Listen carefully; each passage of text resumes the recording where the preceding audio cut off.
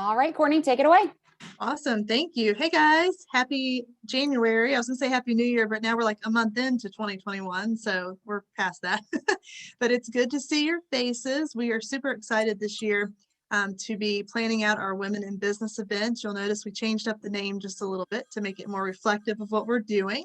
And this is our first one. We wanted to kick it off to start 2021 with a really fun way to help us all kickstart our year. We're all definitely ready to put 2020 in the past and look forward to a much better, more exciting, more fulfilling, all those good things in this new year. So we thought, what better way to start than coming together with all of our friends to network.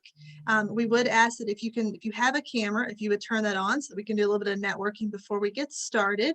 And we're really excited. As we were planning this event back several months ago, we talked about how we wanted to kick this off. So we thought everybody kind of looks at what they want their year to look like and how they want their goals to be and how they want to show up in their personal and professional lives. So we have two awesome speakers for you who you'll hear from in just a few minutes.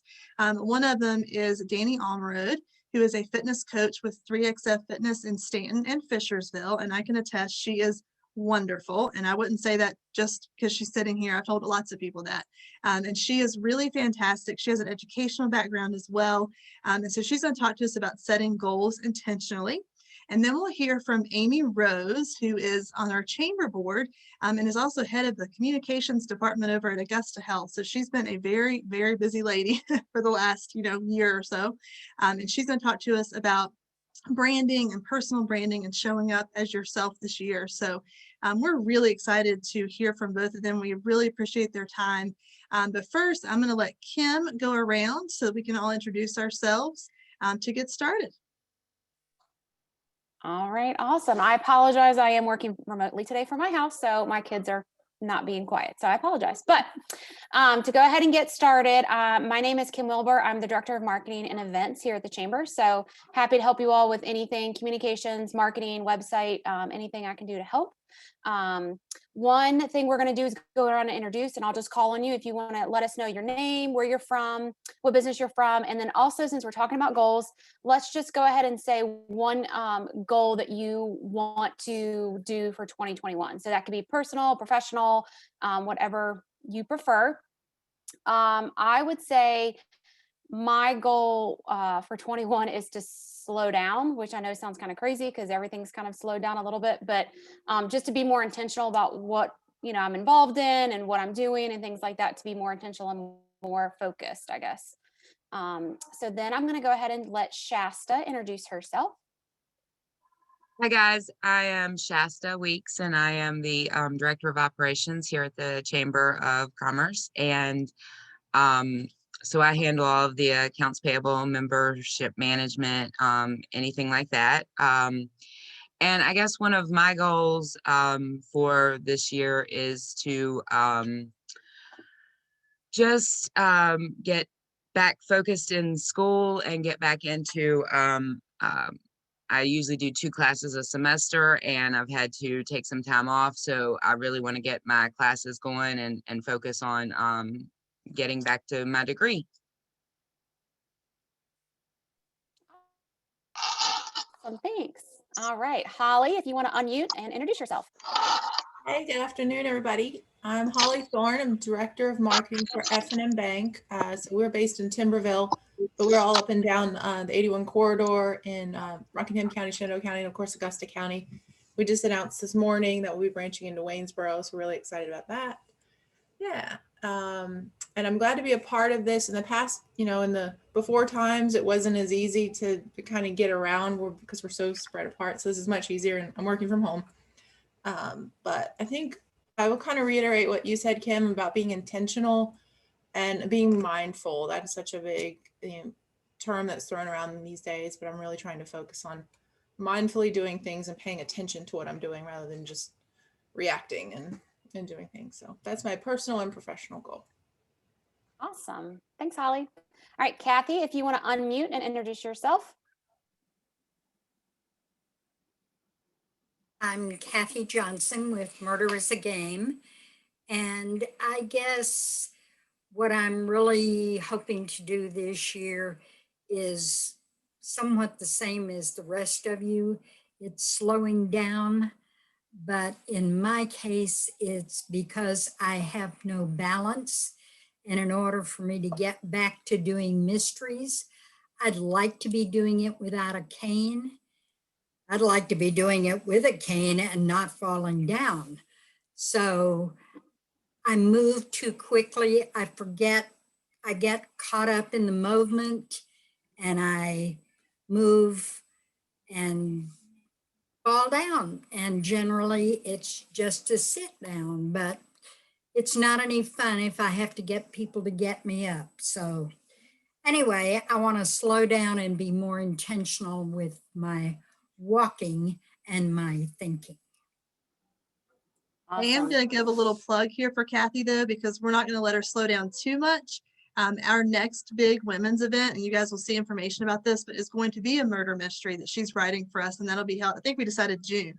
So we'll have her on board for that. So that'll be a lot of fun. All right. All right, Miss Paula, if you want to unmute and introduce yourself. Okay, hello everybody. I'm Paula Moore. I'm a project manager for Daikin. We may know us as McQuay. We make large chillers for hotels and different businesses. Like we have some on Hershey, we have some on Augusta Health. So I work with the engineering department there. One main thing that I would like to do is I want to learn some additional skills that will help make my job easier and make me more productive. So I'm glad to be here. Thank you.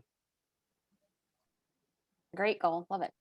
All right, Amber, if you want to unmute and introduce yourself. I am Amber. I'm actually, excuse me, I'm the new staffing manager with Qualified Staffing here in Stanton. My new motto for 2020 is going to be relationship building with my team here, as well as different companies in the area, as well as different people in the area, just to continue to build our relationship here with Qualified Staffing. Awesome. Well, welcome. All right, Sarah. Sarah, if you want to unmute yourself and introduce. Hi, everyone. I'm Sarah Enlow. I'm the Director of Education at the American Shakespeare Center. Hi, Danny. I took classes from you, and I can attest she is fabulous.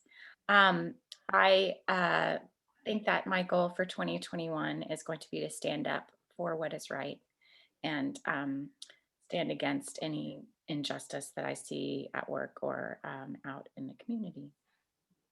That's a very, very great goal. All right, Trina, do you want to introduce yourself? Hello, everybody. Hi, Amber. I just recently started with Shenandoah Valley Office Equipment, and I am so grateful to have started during the middle of COVID. My challenges for this year are really reform. A lot of us have transitioned to working at home, and all of you fabulous ladies have obviously done that well. But I am trying to make sure that documents get securely to the workplace and protect the private sectors. So I have Harrisonburg North, and I will be going into Front Royal, Woodstock, Winchester, hopefully opening an office in Winchester and maybe Northern Virginia. So any support or guidance or hurrahs that you can give me, I would greatly appreciate it. All right, thanks. All right, Lisa, if you want to unmute and introduce yourself. Hello, everyone. I'm Lisa Gilliam, and I'm the Director of Marketing at DuPont Community Credit Union. And my thought personally and professionally too for this year is really, I think Holly said it about being intentional, but really it's about time management and how to manage my time better and balance out my priorities, whether it's at work and at home. Awesome, thank you. All right, Miss Mary, if you want to unmute and introduce yourself.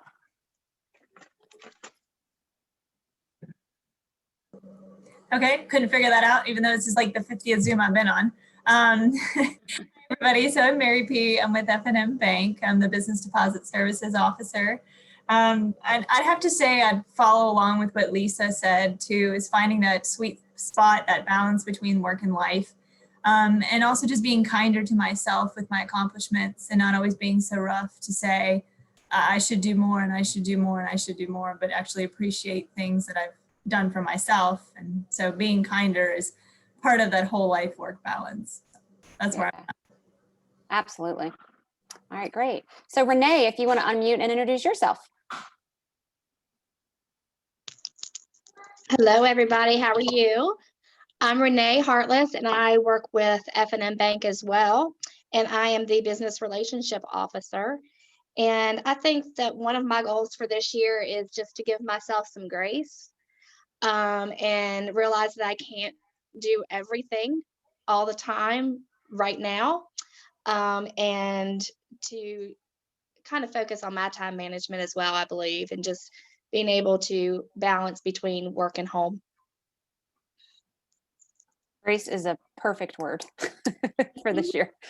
All right, Victoria, if you want to unmute and introduce yourself. Yeah, hi everybody. So I'm Victoria. I'm the owner of Bear Creek Outdoor Living. As we are a residential construction firm out of Waynesboro. And so my role here mostly is obviously is giving leadership to the company, but as an integrator, making sure that all the divisions of our company are running like they should and troubleshooting and working with our staff and that sort of thing. So I think some of one of my biggest goals this year is just, I guess the word focus comes to mind, just really helping us to stay focused on what we need to do to come out of a tough year, as everybody is, right? And just move strongly into this year and care for our people well, and also have that work-life balance. We have 2 daughters getting married this year, and so lots happening on work and professional fronts and personal fronts. So glad to be here. And can we just take a second and celebrate Victoria? She is a brand newly published author. And I think Thank you. So if you can give her a hand. Thank you. Yeah, it was exciting that it came. Trying to launch a book in COVID is interesting, but you know, good too. So. I'm gonna put the link to her website because I think everybody needs to check it out. Sorry, didn't mean to embarrass or anything. That's awesome. All right, Jess, if you want to unmute yourself and let us know about you. Sure. My name is Jess Covell. I am with DuPont Community Credit Union. I am the Community Relations Coordinator. And I would say a goal for myself this year would be to celebrate the small things. So really looking for opportunities to be proud of myself and feel accomplished no matter how big or small the task is. That's great. That's a good one. All right, Kelsey, if you want to unmute and introduce yourself. Hey guys, I'm Kelsey. I work with Bear Creek actually as an HR coordinator, so I work with Victoria. And I'd say my biggest goal for this year is just, I feel like I wear a lot of hats, and so just to be fully present when I have each hat on. So yeah, I have 2 small toddlers at home, so they're fun. All right, nice to meet y'all. Nice to meet you. All right, Morgan, if you want to go ahead and introduce yourself. Hi there, I'm on here twice as the phone number and Morgan.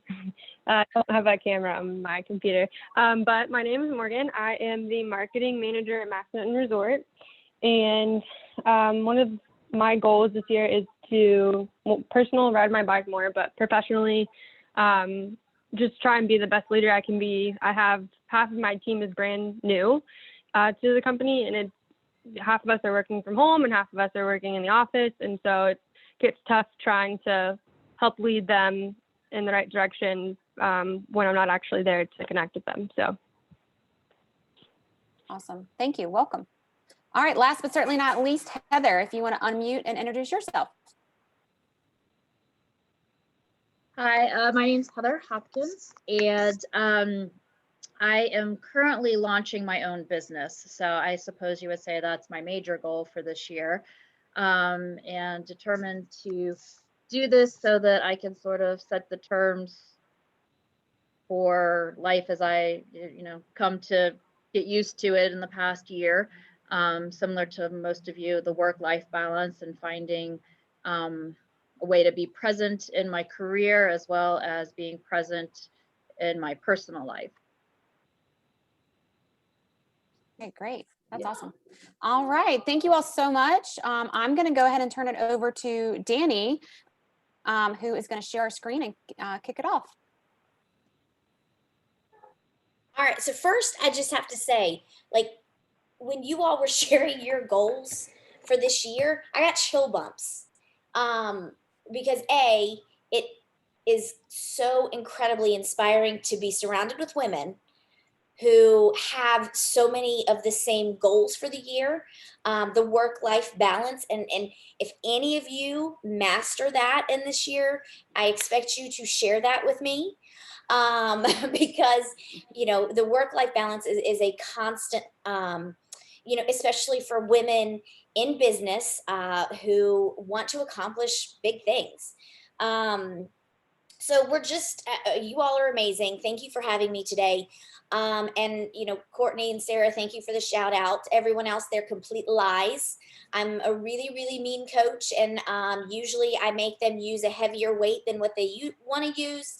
But that's just because they are stronger than they realize they are. So I did jot down a couple notes of some of the goals that you all had mentioned, because I thought they were very, awesome goals. What I'm going to do today is kind of help. We kind of it was kind of surface level when you were talking about, you got a couple minutes to introduce yourself and what your goals were. So I'm going to try my best to help you hone in those goals, and then figure out ways in which we can set some daily habits, and break those big goals down into smaller goals.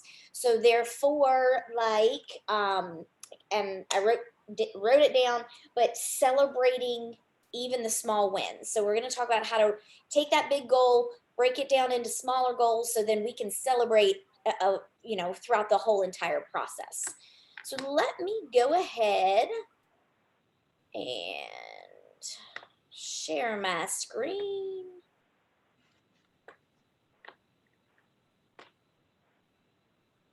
And let's go big. All right.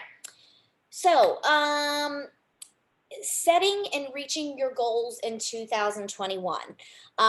So motivation gets you going, habits get you there. So we can have these grand goals. We can have these regular lifestyle goals of finding that work-life balance.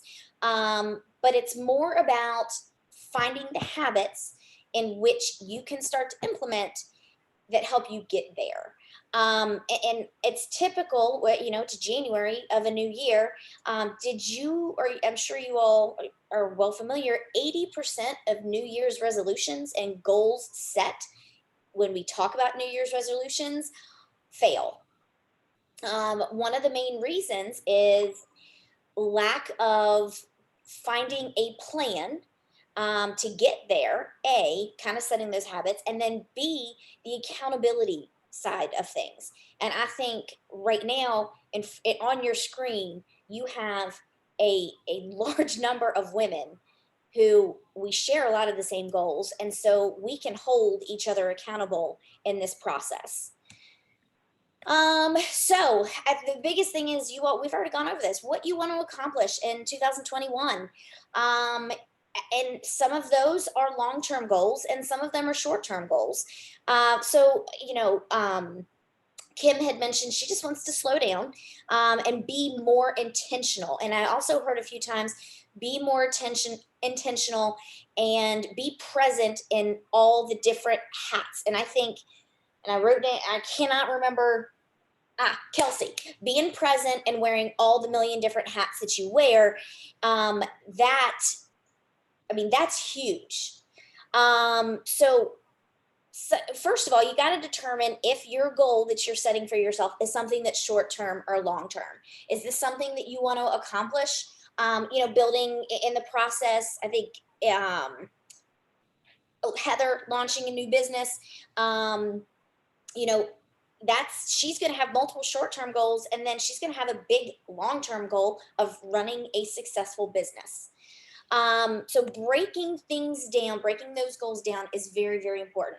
I'm sure most of you have seen probably this image or one that's very similar to it. So before I went into the fitness industry, I was a teacher, so very well versed on setting goals. You want to have what we call a SMART goal. So you want that goal to be specific. So when we talk about having a good work-life balance, how is a way that we can take that goal, and yes, that's pretty specific, but how do we make that measurable? So kind of got some question and answer times. All right, I gotta see. Do I have access, Kim, do I have access to the chat room when I'm sharing my screen? Yep, you should. You just hit chat at the bottom, you should be able to see it.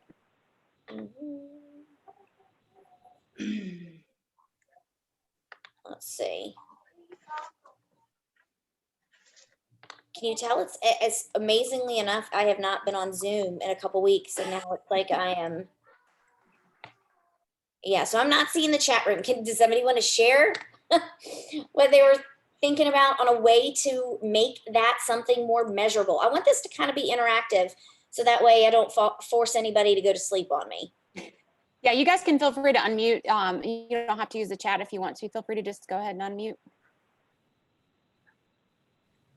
Well, I'll talk. In the professional setting, which is what I'm trying to replicate in my personal life, I always look at what the end goal should be or what I would like to see, and then work backwards. Yep. And that usually helps me figure out measurable ways. So I'm also trying to do that in my personal life and figure out, what do I actually want to obtain? Because sometimes I forget about setting my own goals and just go with the flow.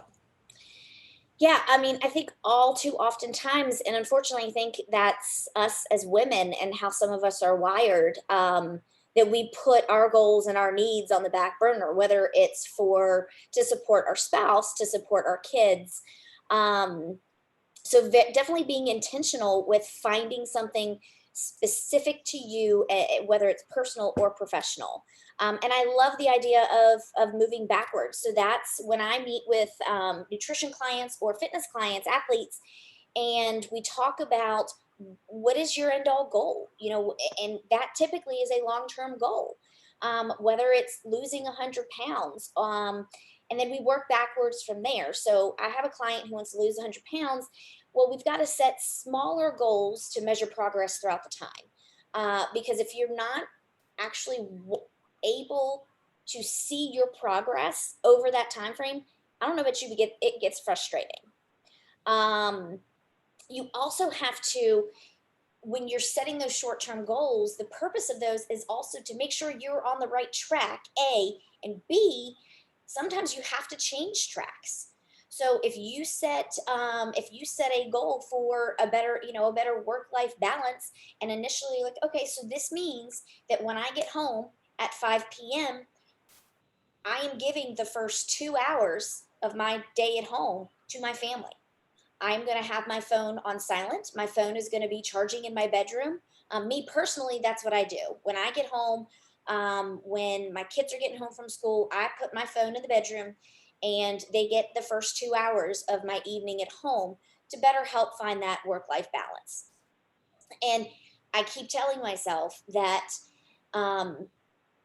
if I have a nutrition client that reaches out to me at 5:30 p.m., it is okay to not respond immediately. And so setting that boundary and setting that simple daily habit of from 5 to 7, I don't have my phone. That is, one of those small pieces that help me get to the overall better work-life balance. It's also important for us to, and it's definitely measurable. I can measure, yes, from 5 to 7, don't have my phone. It's also attainable. So, when you're setting goals, there are people, I'm going to go back to a weight loss goal because I think attainable is definitely something that is very relevant, which is also the next part of this goal, or of goal setting. It is not attainable, and it's also not healthy. It's not healthy physically, emotionally, and mentally to say, I want to lose 100 pounds in 3 months. So you want a goal that is attainable, but that is also challenging. And it has to be relevant. So a lot of the goals that we were all sharing, yes, they're relevant. They are relevant to women who are successful in their jobs, women who are driven.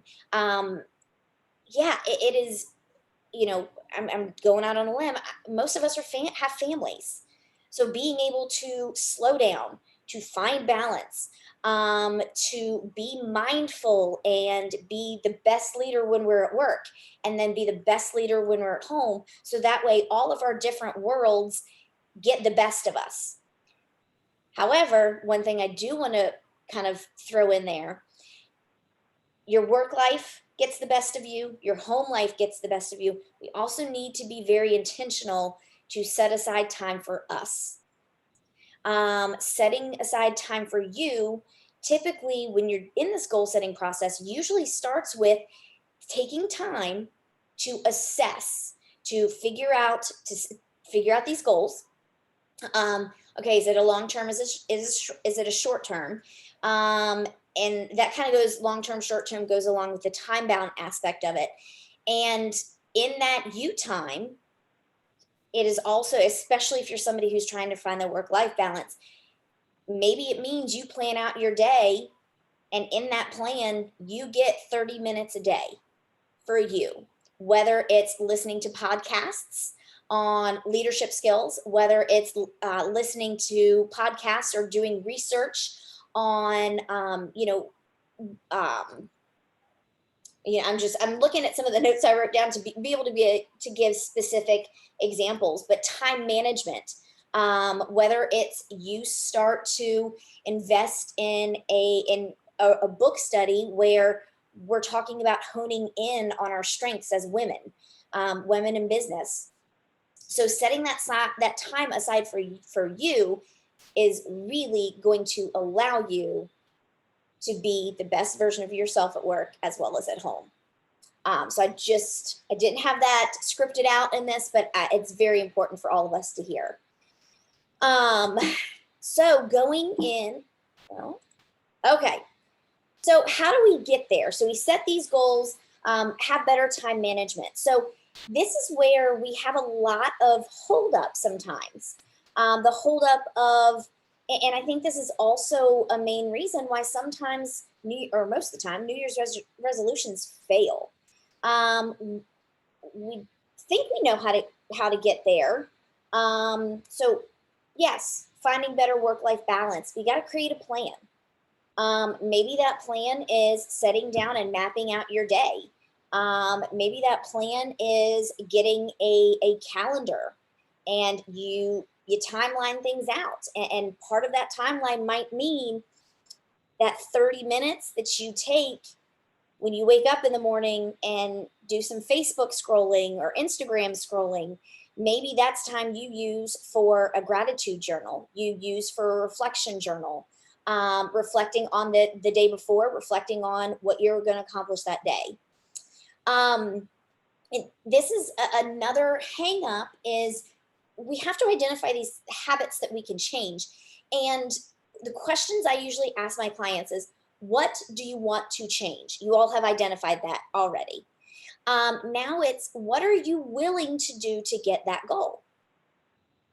And this is where I strongly recommend that my clients take some time to really think about this.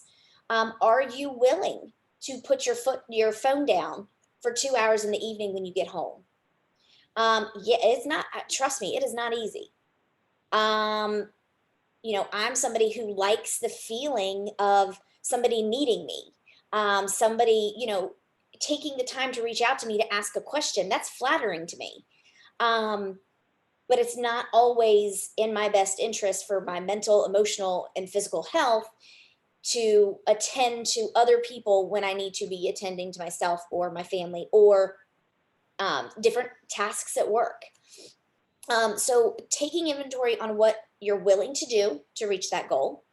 Are you willing to spend an hour a week listening to professional development podcasts? And then what is something you won't do for that goal? And I think, this could have a negative connotation on it, but I don't want it to.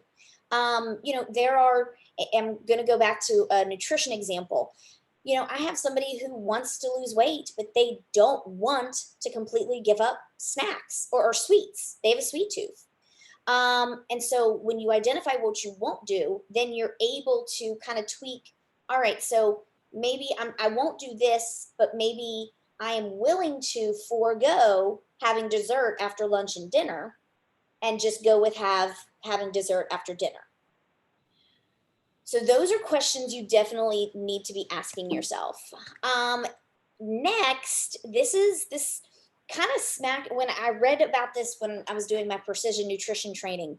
When we're identifying habit changes, this was for me personally a smack in the face.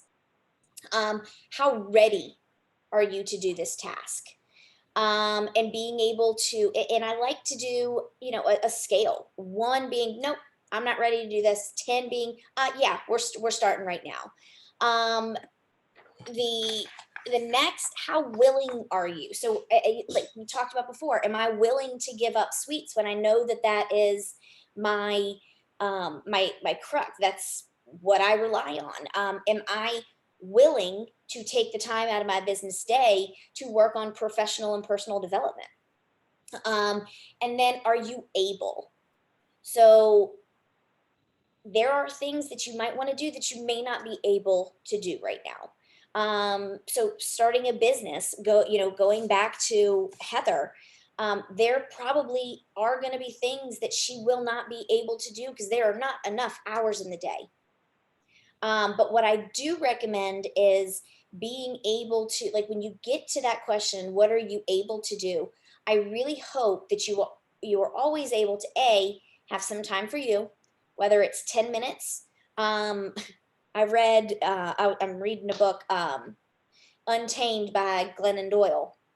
And one of the things she talked about was she spent 10 minutes in her closet at home and just was silent and did some meditation, practiced some mindfulness where she turned her mind off, and then was rejuvenated for the day.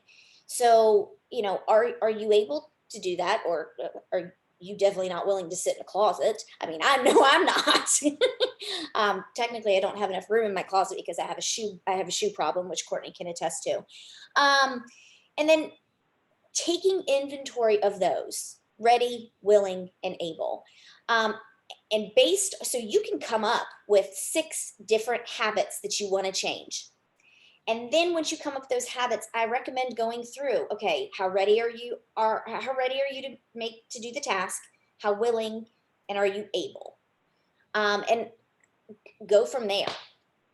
This is one of my favorite quotes. The real value of setting goals is not the recognition or reward. Now, granted, we all love the recognition and the reward. That is the extrinsic motivation that most of us have.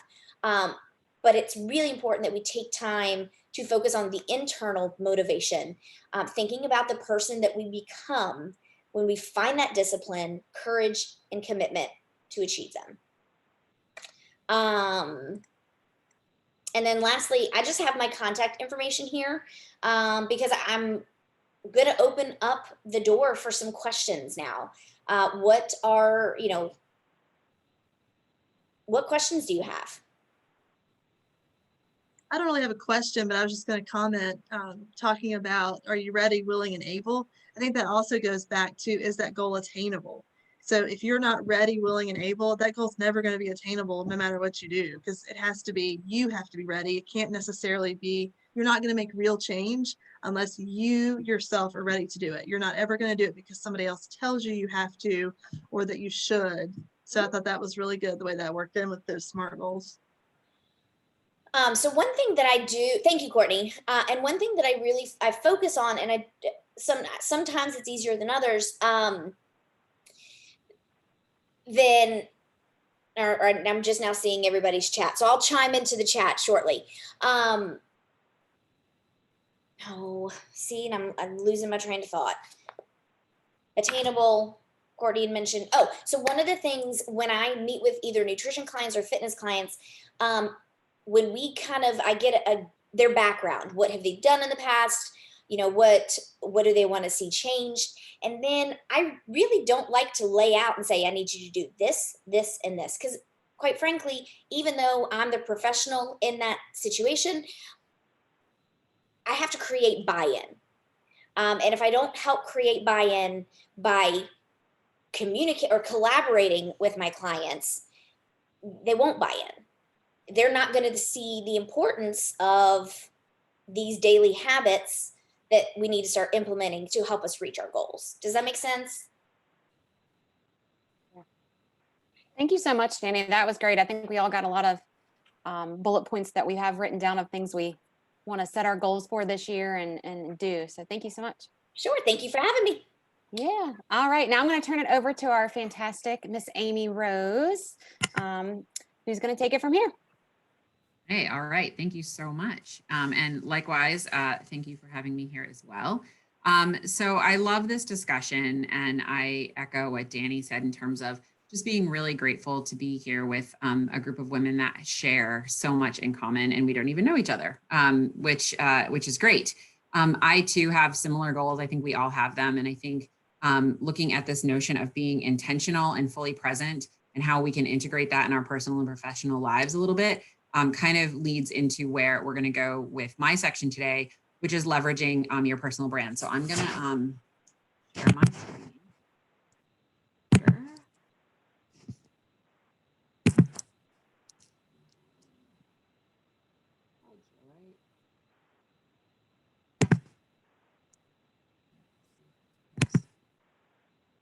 Can you all see that? Big screen, yes, great. Okay, so leveraging your personal brand, I think is a common, right? We hear the word branding a lot. We talk about branding and we think, well, I have a lot of brands. I have Charmin at home, right? I buy, Tide detergents and that kind of thing. We don't really think about it as ourselves.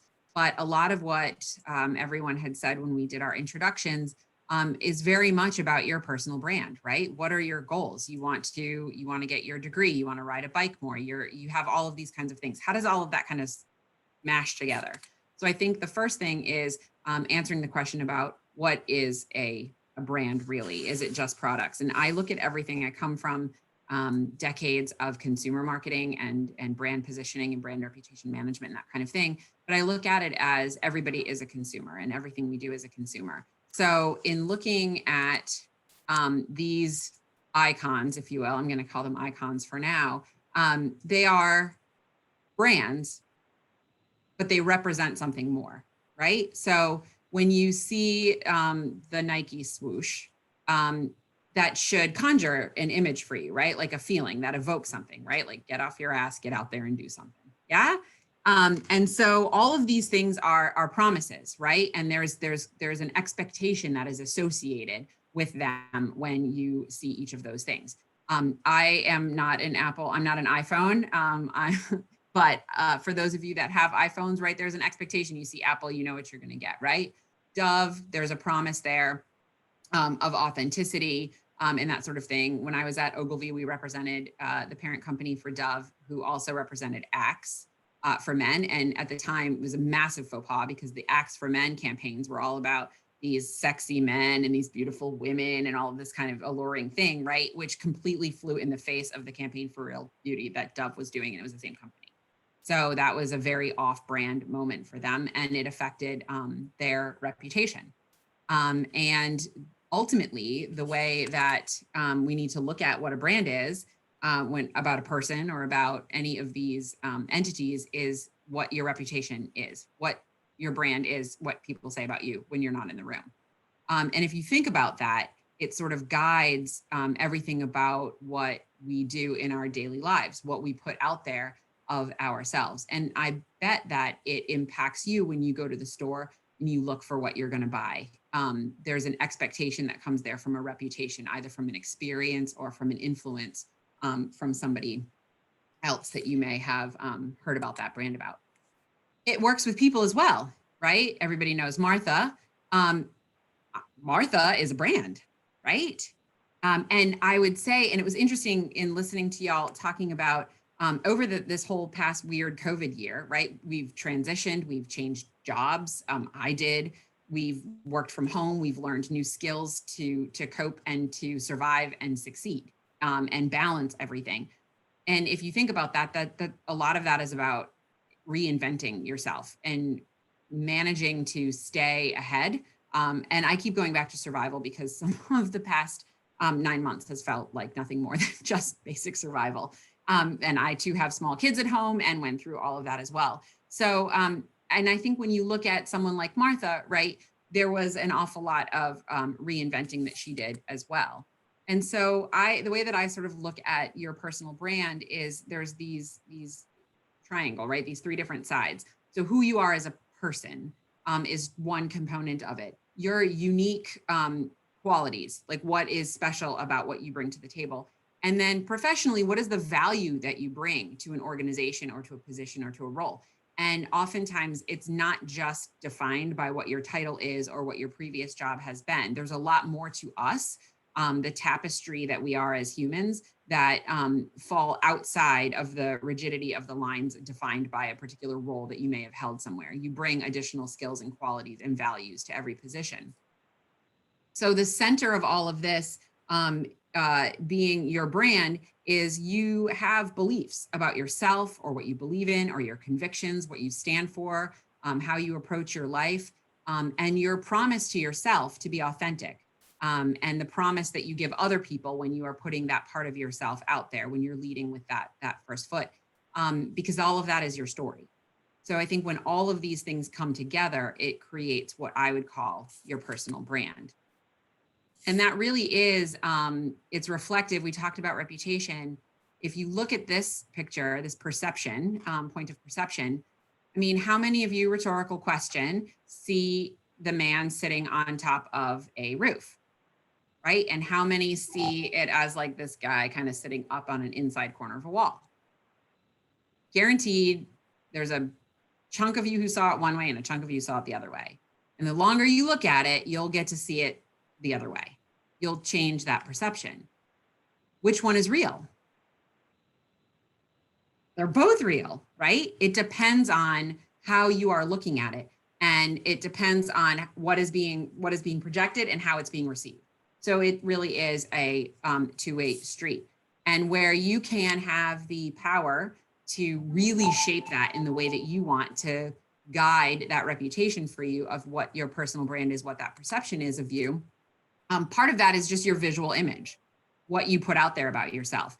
And for some of us who I have not been fortunate to work with Danny, that image could look pretty rock star, right? We can be our best selves out there, but that's just the image. That's just the surface. That's just the perception that's there, and is left, more of the control is left up to the people that are receiving that.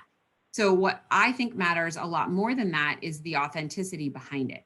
So what you are putting out there on the surface absolutely needs to match who you are. The authenticity on the inside is where the real value is. For those of you who know me, you know I am a huge fan of Mad Men for a number of reasons, not just because it's like one of the greatest shows ever written. It actually is a brilliant historical account of a very pivotal time in our nation's history. I am validated that the Smithsonian Museum of American History agrees and has recently brought them into the mix there as well. So if you haven't seen the show, I would recommend it, especially for women that are reinventing themselves and focusing a lot on themselves professionally. But here is Don Draper. He is, I guess, accepted as the star of the show, though I would argue about that. But and how it starts is, if you haven't seen it, Don Draper isn't real. The actual person is this guy, Dick Whitman, who assumes a different reality for himself. He assumes a different persona, and he fools everybody on Madison Avenue because he has the capability, he has the qualities, but he hadn't had that experience, right? He was just a nobody, basically. And he reinvented himself, and he becomes this amazing ad man on Madison Avenue. When it starts out in season 1, how you put that image into practice, we have here Peggy, who was his secretary. And when you see Peggy here in season 1, she's very demure. This is the 60s, right? She's just the secretary. She's sweetheart, get me the coffee, right? She's all of that. She is dressing the part. She is putting out there what the image is, what the perception is for that accepted reputation, if you will, at the time. However, by season 7, she for sure comes on scene as who she always has been. And the transformation over the 7 seasons, and I would argue Peggy is far more of the star of the show than Don Draper, she really comes into her own. The interesting thing is she was always this, right? But the accepted perception for her and the reputation that she was allowed to have at the time was the previous image. And I would argue that many of us have found ourselves in this situation where we are trying to fit as women into a certain box because it's the way that we've been trained. It's the tools that we've been afforded to us. So I love the show, and I love how we see Peggy's transformation. And again, I think in both instances, the inside, who these people ultimately always have been, they come into their own, in particular with Peggy. And the example of that is that she had a voice at the time. She owned it. She always knew that she was more than a secretary. She wanted to be a writer. She wanted to participate. She wanted a seat at the table, and she wasn't shy about it.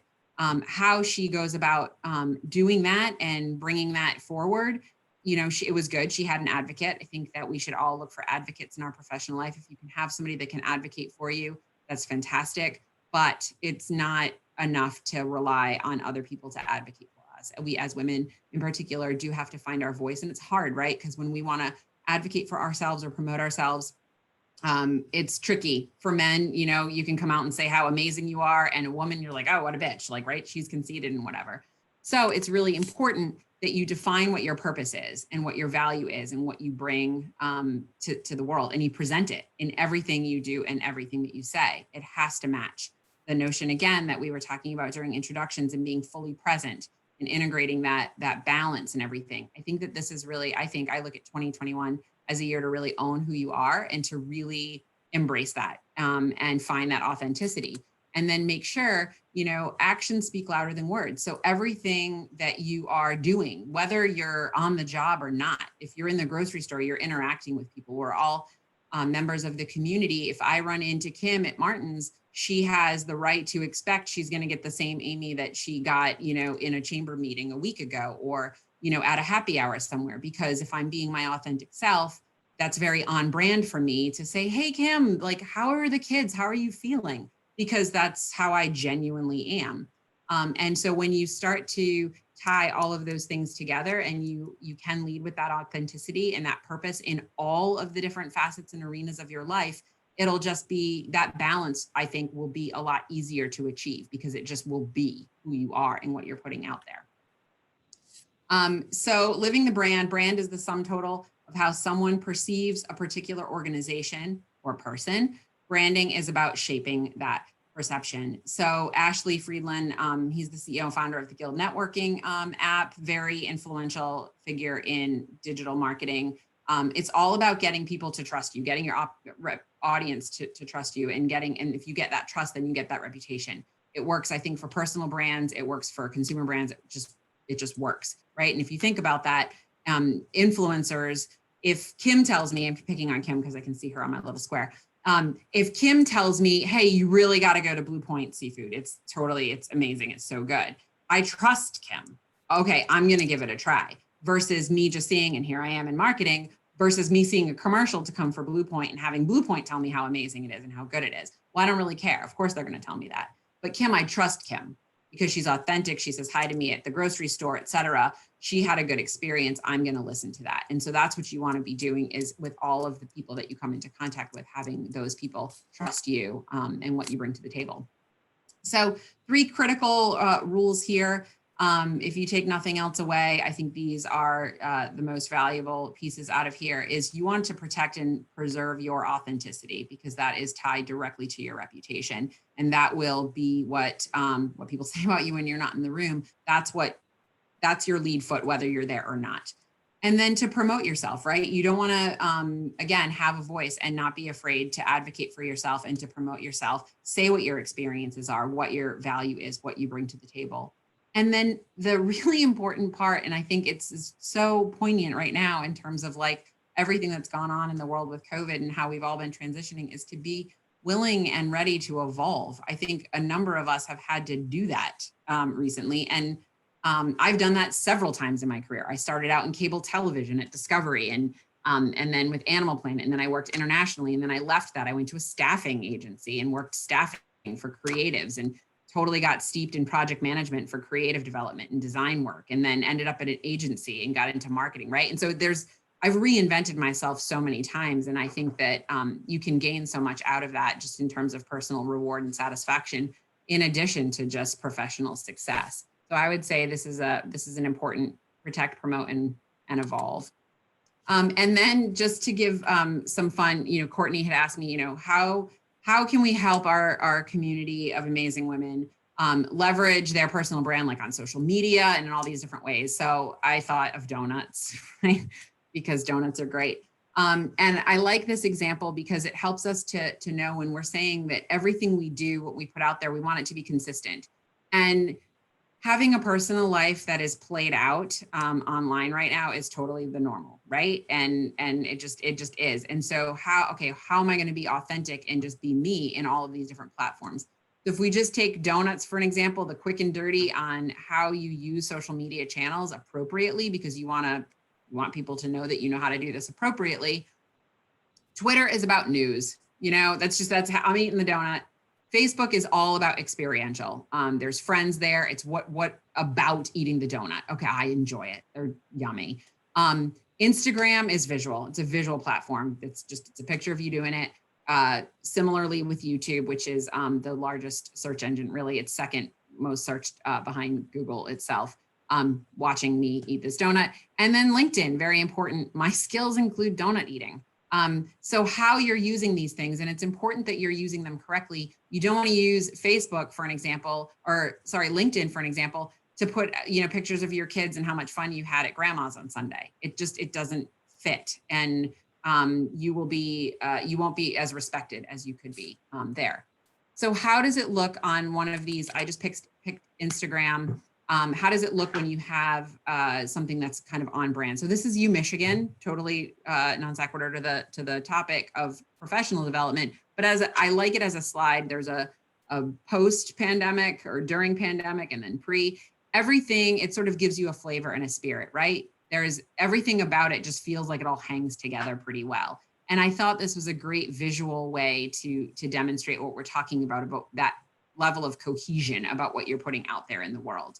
I think it's important.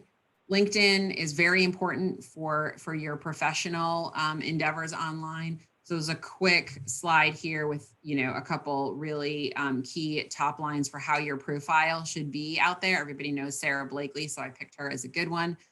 You want to make sure that you've got a good recent professional photo for your profile, but like not any of those like cheesy high school like pictures, because you want to be relatable and personable, and you want the spirit of who you are to really come out. So you kind of want to have a little bit of that personality in there as well, but you definitely don't want, those pictures that you don't want anybody out there, the ones that'll come from like Facebook before you came to this talk. Your background photo at the top, for Danny, right, there's going to be something about CrossFit up there, right? That would be a great one, or, because it's something that's related to the business, something about her professional area. Maybe it's a quote, a motivational quote or something like that. Your headline should describe who you are. Again, Sarah uses just her title because everybody knows Sarah Blakely, but again, a little bit more about who you are and how you see yourself, and not just a title, because your title doesn't say, right, I'm the Chief Communications Officer. Okay, well, I lead integrated communications for a hospital system, right? It's the same, but it's different. And then you want to tell your story in the summary. So you want to breathe a little bit of life into why the skills that you have matter. We can see from your profile, from your resume, we can see where you worked and all. Okay, so if you had all these jobs in all these places, you clearly have these skills. What about you makes that interesting? And how do you apply that in a way that's meaningful? When we use stories to communicate facts, they're far more memorable. So especially if you're in a job search or you're trying to establish yourself in a community and grow your business or something like that, you want to be remembered. And what do we do right now? As soon as we hear that we're gonna go meet somebody, we're gonna have a talk, we Google them. Who are they, right? And in a professional setting, we're probably going to LinkedIn to figure out their background and where have they been. Some of you may have looked up Danny or myself or anything. And you want to see, what are they about? What have they done? What are their experiences? And so you want to, when people are doing that for you, you want them to remember who you are, because that's going to matter more than what you've done. And then use the platform to build your reputation and network. LinkedIn is kind of like, it's like a cocktail party. And if you don't engage, like something or share something, you're just the person standing against the wall and taking up space, and you're not actually there doing anything. So you don't have to do much. If you see an article, just hit the share button, just get it out there so that you're kind of rotating in, and you'd be amazed at people you don't know will start sharing your stuff and start talking on it. That third-party validation of your skills and qualifications helps to improve that reputation as well. So a bit on quickly on that reinvention, again, bringing Martha back, the focusing on the details, and the more you adapt, the more interesting you are. She went from, you know, the Martha Stewart of, you know, this homemaker and whatnot, to making pot brownies with Snoop Dogg. And she's more popular and more successful later, right? And probably taken even more seriously later than she was in the beginning. So for any of you that think, you know, reinventing and that kind of thing, or I'm stuck, or I'm in this kind of position or something like that, I encourage you to look at evolution as a positive. I can give this slide, you know, we're tight on the time. I can give this slide to Courtney to share. This is being recorded. But this really is a cheat sheet, if you will. There are 12 basic personalities. Every single human being falls into one of these 12. And so brands use these archetypes as a way to build their storylines, to make what content they put out there authentic to who they are and what their beliefs are and what their stories are. So we all will fall into one of the 4 quadrants. So whether your intention in this life is to explore spirituality, leave a legacy, pursue connections, or provide structure, we all are going to fall into one of those 4. And then from those 4, you like hone that in a little bit more for each of these different ones. And I threw a little thumbnail for different brands that sort of correlate to that a little bit, right? Like Target is everyman. You know, everybody goes to Target. There's something there for everybody. It's all right. So, so again, figuring out what quadrant you fall into can help you if you're struggling with, like, well, who am I? What image do I want to put out there in the world? So the last bit is that a brand is a story that's never completely told. Again, another plug for constant evolution, trying to find that balance, fully being present and integrating who you are into what you do. The more seamless we can make that, I think, the less challenging we'll feel in terms of like that struggle to pull, like, who am I as a and who am I professionally and all that kind of thing, especially as women and mothers and the countless things that we juggle and manage on a daily basis. The more that we can pull ourselves together into a whole, I think it's the easier that we're able to kind of diversify our ability to manage all of those things.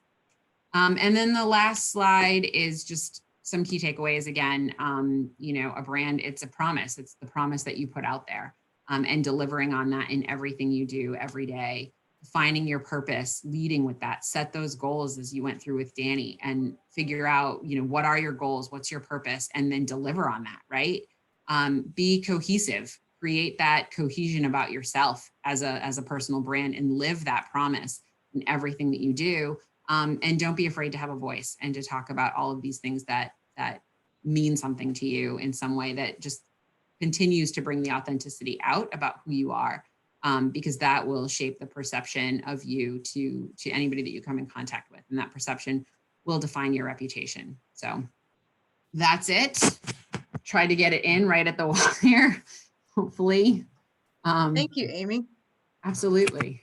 That was fantastic. And I've never seen that chart. So yeah, if you don't mind sharing that, we'll share this whole presentation recording out to you guys if you want to rewatch it. That was fascinating. I'd like to go back and really study that. Thank you to both of you. That was so good. Both of those things are right up my alley. When we were kind of talking about what we wanted to, you know, start out the year with this group, I think we were talking about some things that mean a lot to us personally and that we knew you guys had been asking about. So that was awesome. Thank you to Danny. Thank you to Amy for all your hard work and joining us today. Does anybody have any questions or comments as we're wrapping up? Anything they took away or questions they have? I have had to jump up in, and we're a little low staff today, so I've had to jump in and out of the meeting. Is the recording going to be shared? Yes, we're going to send the recording out to everybody that attended. Thank you. Yeah. Now I'm going to put in the chat a link to our calendar. We have a lot of upcoming events. Obviously for the next couple months, we'll still be mostly virtual for things, but please check out the calendar. We did a Google event last week with a Google professional trainer, and she has 2 more sessions of that, one in February, one in March. We have our Appeal Marketing Workshop Series Lab coming up starting in February, which is a 4-part series. And we do want to make sure our participants register for the entire series. So even if you can't attend one of the sessions, we will provide the recording and the link to that to the registered participants. So be sure and check that out. We of course have our different networking events, our Coffee and Connections. We have committees, working committees for the chamber in different areas. So please check all of that out. If you have any questions or want to know how to get involved this year, we've been really pleased. We've had 4 or 5 emails over the last few weeks from different members asking how they can get more involved and ways that they can be more a part of the chamber this year. So we love that. That's our favorite kind of emails to get. So we look forward to seeing you guys more. Hopefully we'll be back in person before too long. But until then, please reach out if you need anything. You can always reach us here at the office through our website. The easiest email to use is info@augustava.com. That reaches all 3 of us, so we can get back with you with whatever information that you need. But until then, again, to Danny and Amy, thank you so much for your time. We really appreciate it, and you sharing your expertise with us today. And a big thank you to everybody that joined us today. We hope you have an awesome rest of your day, and tomorrow's Friday. So how bad can it be, right? Thank you all so much and have a great afternoon. Thank you.